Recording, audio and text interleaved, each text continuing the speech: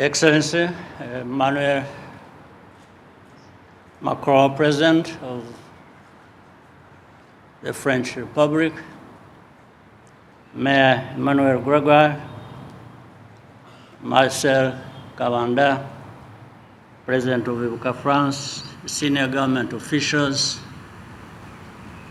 members of the diplomatic corps, distinguished ladies and gentlemen. I would like to thank the survivor who has just spoken, Jean Uwimbabazi. It's not part of my speech, but let me say a small thing. The events she described are very familiar to me in many ways. One, it seems in Rwanda, there was bound to be a cycle of 30 years in which such tragedies would take place, because what she described 30 years or so, 34, before that, we experienced another tragedy in which that time I was 4 years old, and my family and others became refugees in a neighboring country. I grew up in a refugee camp for over 20 years. So it happened in 1960s, and then it happened in 1994. Of course, what happened in 94 has no comparison. But I was just talking about the story of the cycle that took place. So the events of the genocide against the Tutsi are within living memory. And so the work of memory necessarily begins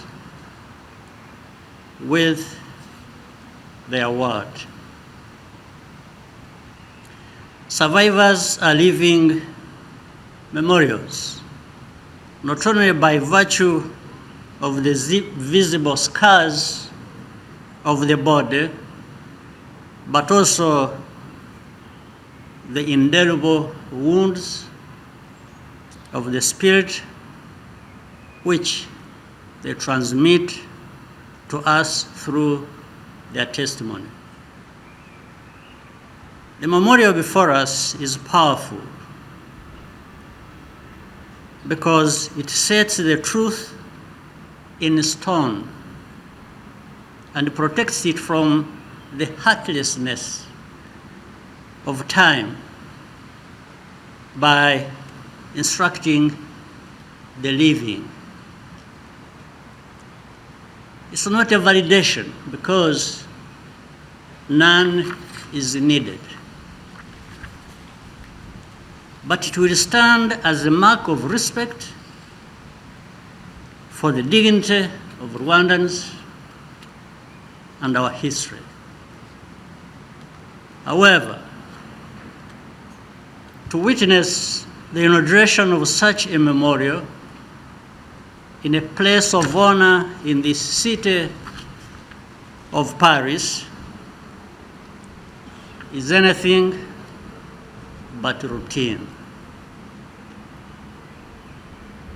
I want to thank the city of Paris and its mayor, Emmanuel Gregoire, as well as the former mayor, Anne Hidalgo, for making this possible.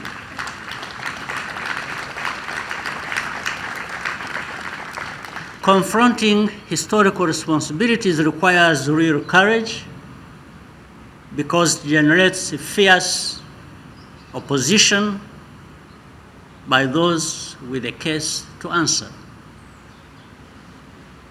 You need a strong sense of humanity to see it through. President Macron, I want to commend you on both counts, courage and humanity.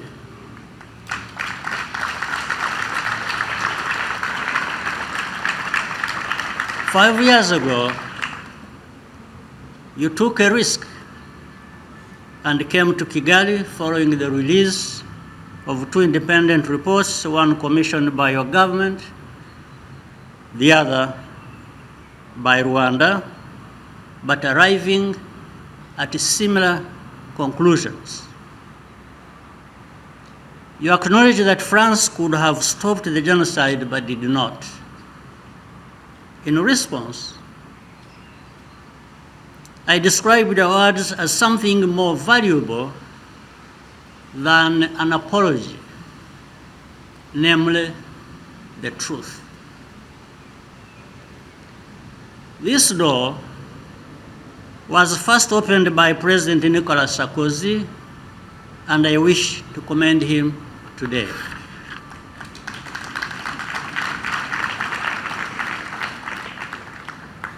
In a historic visit to Rwanda in 2010, President Sarkozy conceded serious mistakes by France and said that it was not up to the task of stopping the genocide. I also pay tribute to the dedicated French journalists, activists, and researchers who never wavered in exposing the truth, and many are here today. Thank you.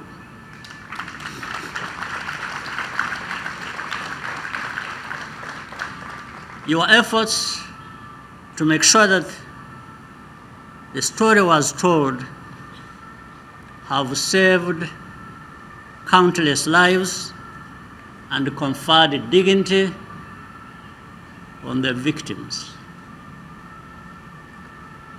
The genocide against the Tutsis was foreseeable and in fact foreseen, and France was in a unique position to observe and to act. It took too long for France to come to terms with its role, causing additional pain. On some points, we still have not found consensus. I fully understand the feelings of those survivors and advocates who remain dissatisfied with the official record. But I believe that our common work has initiated a journey towards the truth, which is irreversible. And France was not alone in falling short, far from it. Many other countries did so as well, but none has gone as far as France in setting the record straight and accepting its part in the tragedy.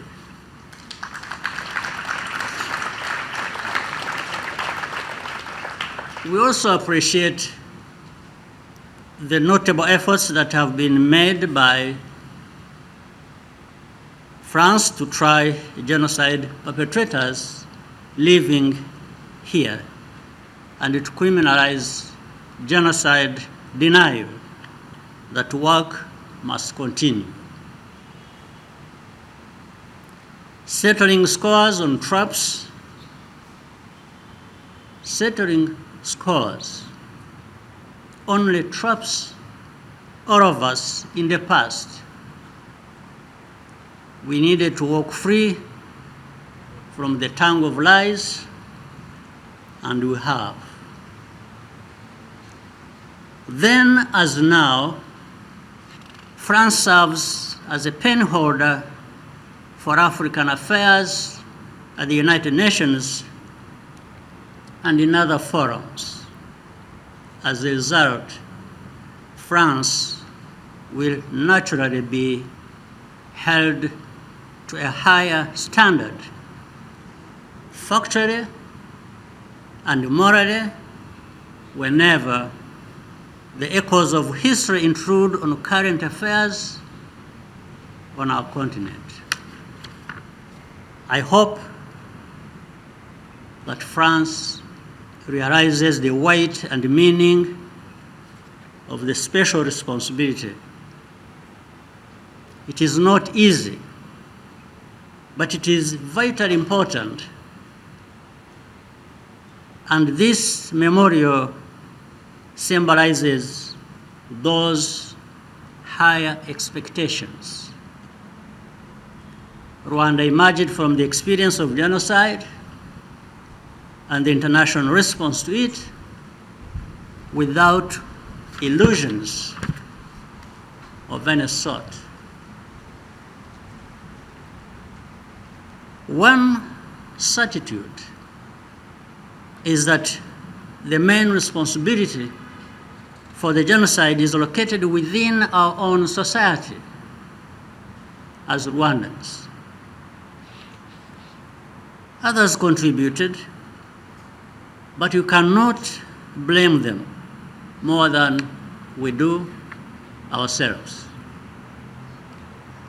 That attitude has liberated us to look within ourselves and our traditions for the solutions needed to change our society for the better, for all Rwandans. Rwanda's determination to overcome its tragic history and ensure that it is never repeated has never waned and never will. We are deliberate about educating our young people to sustain and expand the progress we have made, however modest that may be. Acts of intimidation and pressure, no matter how powerful the source, only gives us more strength to stand very firm. Overcoming history requires political will on all sides, and in today's world, that is uncommon. I therefore would like to close by reiterating our appreciation and respect for President Macron's clarity and resolve. The work we are doing together will give future generations the tools to build and sustain the peace and understanding which we seek. That is the deeper significance of this moment. I thank you for your kind attention.